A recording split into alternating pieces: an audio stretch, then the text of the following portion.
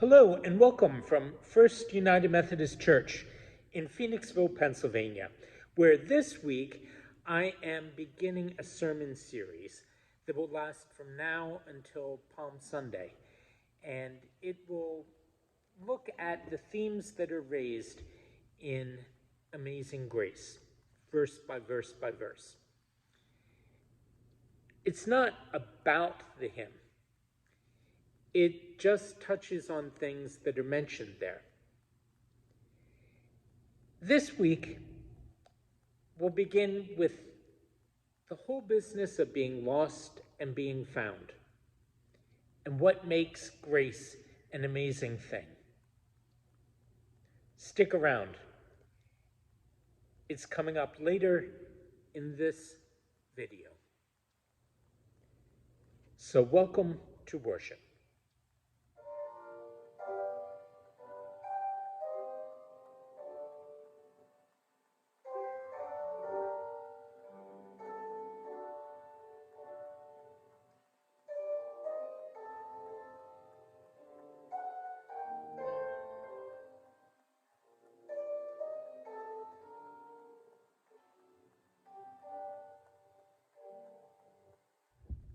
Luke chapter 15 is made up of three parables. The first one, which we'll hear today, is a parable about a lost sheep. The second is about a lost coin. The third is the parable of the prodigal son. Sometimes people will call it the parable of the lost son, but it's not entirely clear, because there are two sons in the story, which of them is more lost than the other. But I get ahead of myself when I do that. Today we're only looking at the first of those parables. And this is how Luke quotes Jesus. He says, "Now all the tax collectors and sinners were coming near to hear him. And the Pharisees and the scribes were grumbling and saying, 'This fellow welcomes sinners and eats with them.' So he told them this parable. Which one of you," I'm going to go back to that, which one of you, "which one of you, having 100 sheep and losing one of them,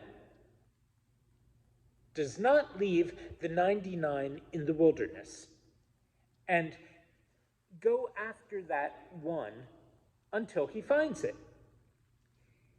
And when he has found it, he lays it on his shoulders and rejoices. And when he comes home, he calls together his friends and neighbors, saying to them, 'Rejoice with me, for I have found my sheep that was lost.' Just so, I tell you, there will be more joy in heaven over one sinner who repents than over 99 righteous persons who need no repentance." This is the word of the Lord. Thanks be to God.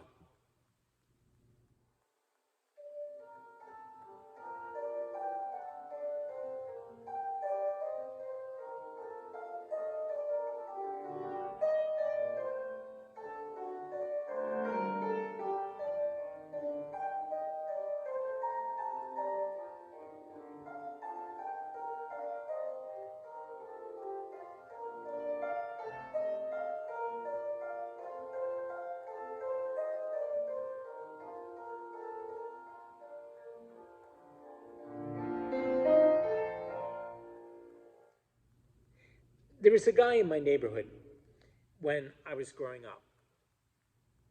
He was about 2 or 3 years older than me. And when we got into high school, or were high school age, we actually went to different high schools, even though we lived 2 blocks apart. Once that age came along, he got stabbed. He survived.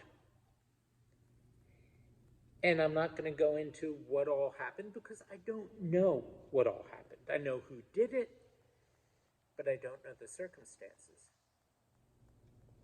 I know that he survived. And he went on with his life. And that was really about the last thing I ever knew of him until maybe around 30 years later, give or take, I ran into somebody else from that same neighborhood who said, among other things, "Did you hear that Colin died?" And my first response was still, "What happened?" And she just looked at me. She didn't say anything. "What happened?" She stared for a few seconds. And I said, "Never mind. How's his mother doing?" There are people like that. We all know them. And somebody like that was born in England in 1725 and named John Newton. His mother was a devout Christian, and she did everything she could to raise him right. And she did a pretty good job of it up until about the age of 7 when she died of tuberculosis. And from that time on, he ran a little bit wild. He started on one of those up and down paths that goes further down with every dip. And there were periods through his early life where he did his absolute level best to be good. But he came to realize later on, much later, that goodness wasn't coming just from his own efforts. Try as he might, as well-intentioned as he might be, he needed help. And without the most help there is, God's own help, it just didn't happen. Now, mind you, I'm not saying there isn't good in everybody. I do think there is. But I'm also saying that you can look around at people you know, and you can see that left to our own devices, we're going to mess up. You can take a look at yourself and maybe see the same thing. And depending on where you look, you might find out people mess up not just a little bit, but they mess up big time. We, all of us, need the Lord all the way along. And that is what John Newton came to realize. It's what his life illustrates. Because many times, as I say, he tried and resolved to lead a good or at least a better life than he had been leading.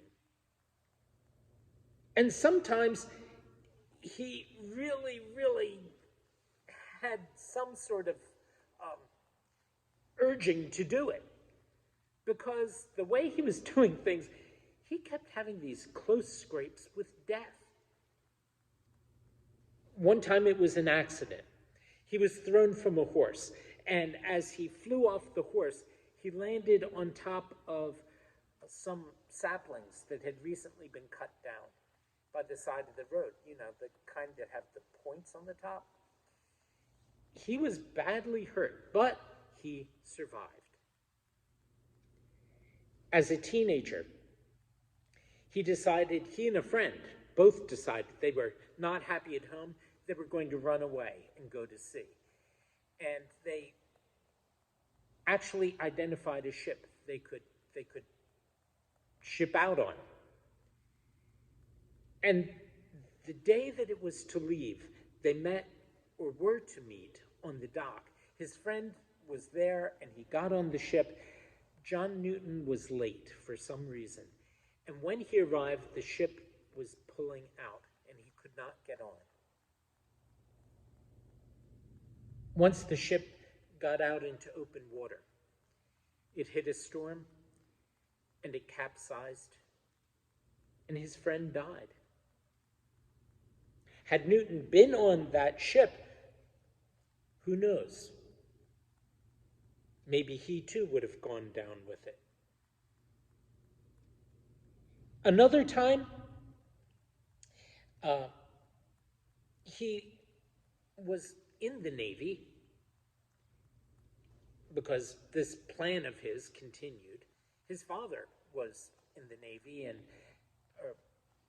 so there's a good reason that he figured he'd do what he had done. And there was a storm. And the captain called for all hands on deck. And he was about to go up the ladder to join everyone on deck, and the captain sent him back to get a knife so that they could cut the ropes if they needed to. And when he got back up, he found that the man who had climbed the ladder directly in front of him had been washed overboard. Had he not forgotten a knife or had to go back for it, again, it would have been him. He continued his life with all of these close calls. And as he continued on board ship, he was a midshipman. I don't know exactly why or what he did,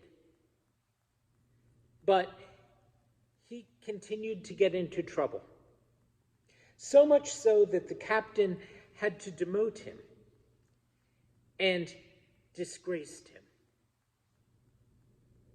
Newton, at that point, went into a deep, deep depression, so deep that he was considering suicide, but there was one thing that kept him going, which was his desire for revenge on the captain.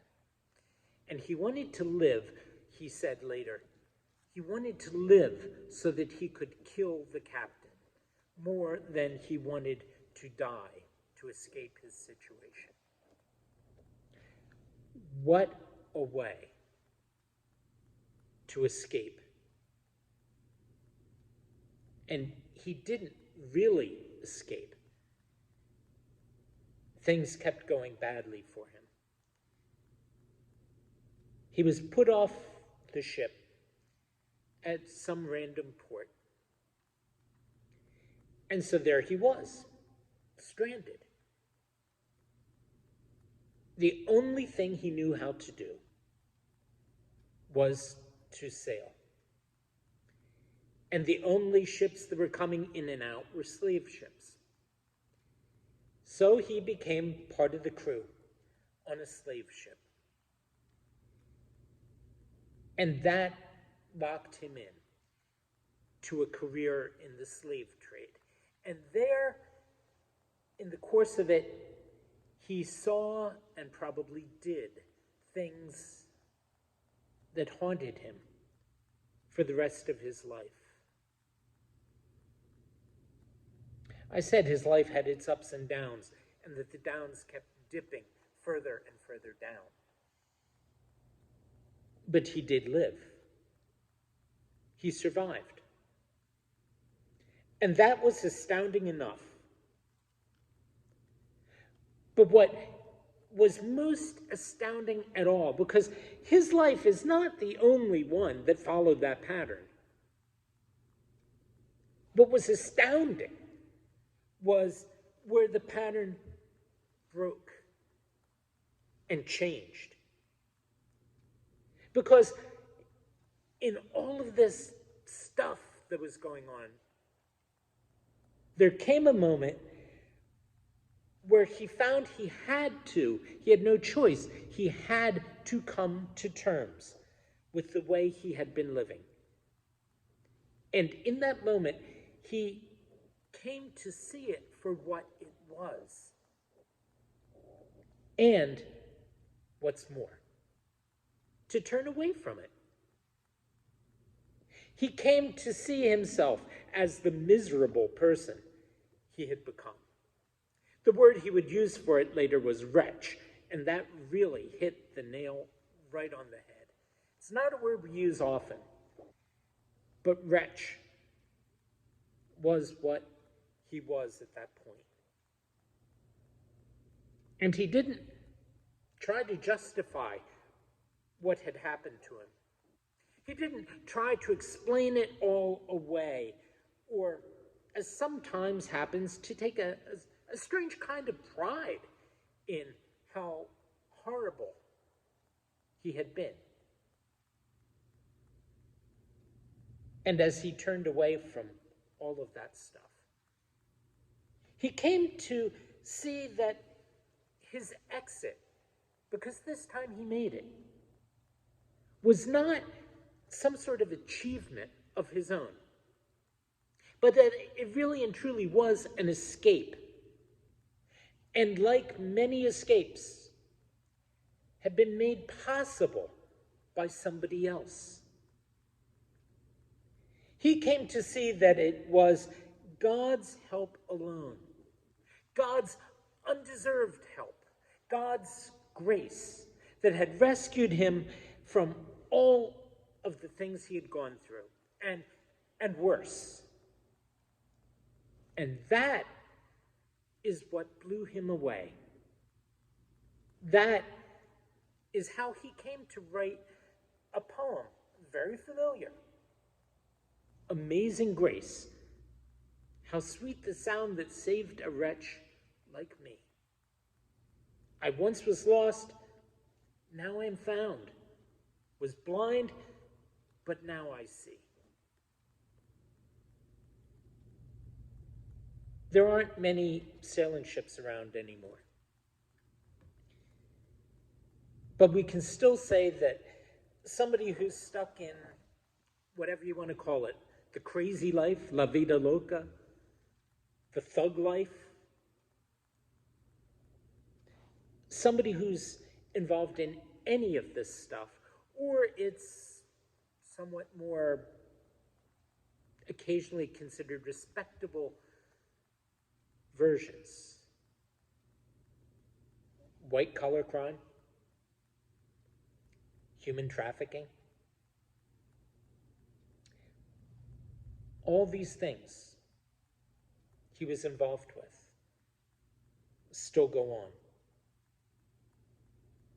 And anybody who's involved in any of that stuff knows even better than the scribes and the Pharisees that when somebody really and truly does get turned around, that it's because something mysterious, something powerful, something holy is going on and continues to go on.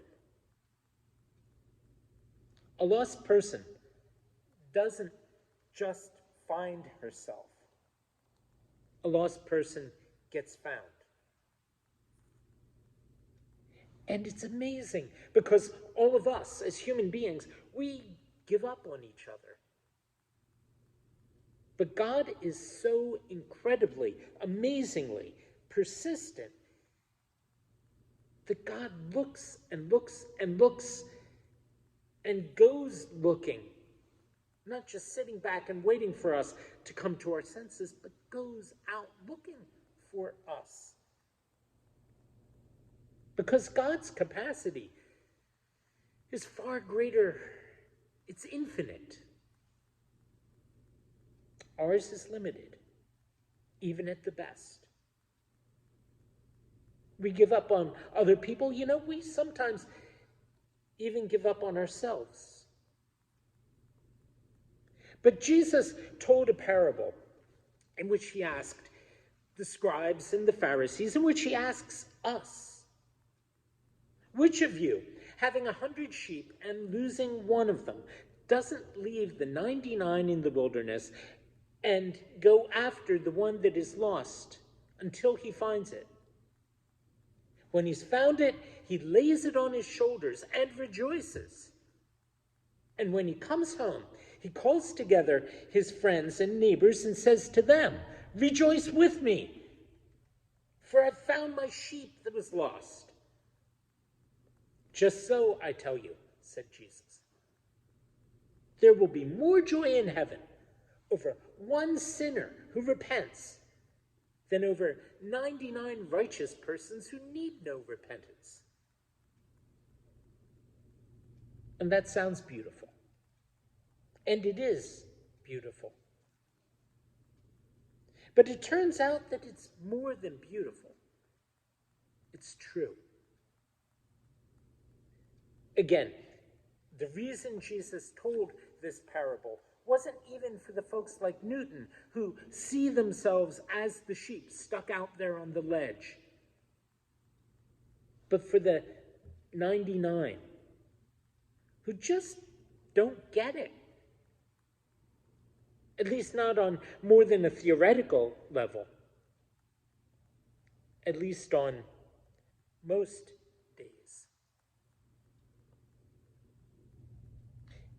Bear with me for a minute as I go from the sublime to the ridiculous. Here's a passage I want to read you from a handbook that was written in, or published in, 1965. And it has become a classic in certain circles. It's called How to Become a Bishop Without Being Religious. This passage comes from a section that's headed up The Pallid Sins of Nice People. It is true that not many of them are spectacular sinners. Their transgressions tend to be petty, unimaginative, and thoroughly middle class. But they are sinners all the same, and while they pretend they're not, they know it. Very few of your good people pursue sin in the form of wine, women, and song. This is because such pursuit is inconvenient, time-consuming, and expensive. Most of all, it reduces one's effectiveness as a money maker. And the author goes on from there. But guess what? Let's leave the ridiculous and go back to the sublime. God forgives the pallid sins of nice people and the persistent sins of the Pharisees and the scribes, as well as the tax collectors and the sinners and the whole crew. You know, there's at least one notable Christian preacher who started out as among the most self-certain people, the most convinced of his own righteousness. The one I'm thinking about at this point may have had something, at least a little bit sketchy going on at the very beginning, or all the way along, who knows. He was known to use more than one name. Sometimes he called himself Saul. Later on, he called himself Paul. This guy was an actual Pharisee. And that was how he came to be right in the thick of things when the first Christian martyr was being killed, a guy named Stephen. They stoned him to death. They threw stones at him until it broke his bones and shattered him until he died. Saul did not throw any stones, but he held everybody's coats while they did it. Not long after this, Saul the Pharisee went to the authorities in Jerusalem to ask them for permission to go to Damascus and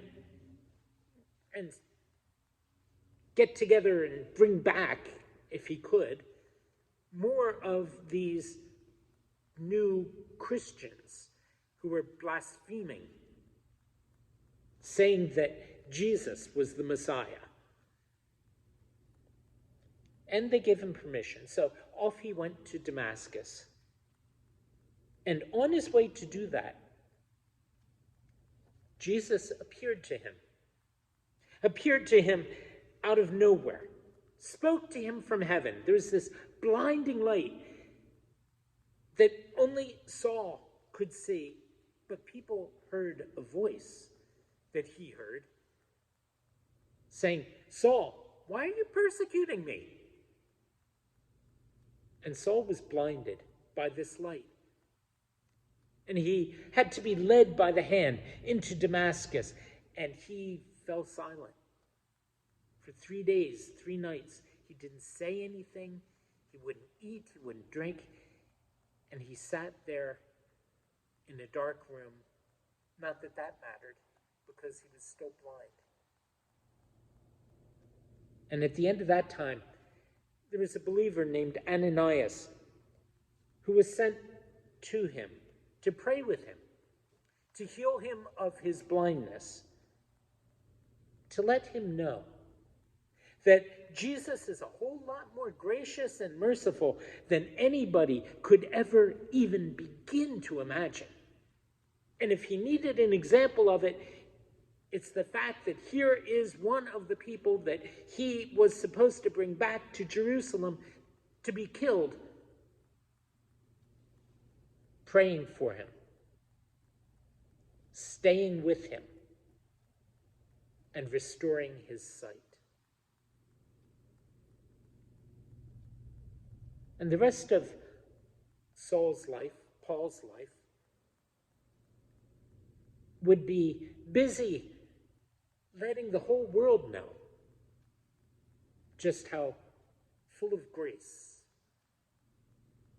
love, this Jesus had been toward him and toward everybody else. And he was very insistent on that everybody part. He said, "I'm the least of the apostles, unfit to be called an apostle because I persecuted the church of God. But by the grace of God, I am what I am. And his grace towards me has not been in vain." And really, that's what grace comes down to. And that's what makes it amazing. We are who we are. Our past is our past. But as much as we may be who we may be, God is who God is. And that is what makes the difference. And it is amazing.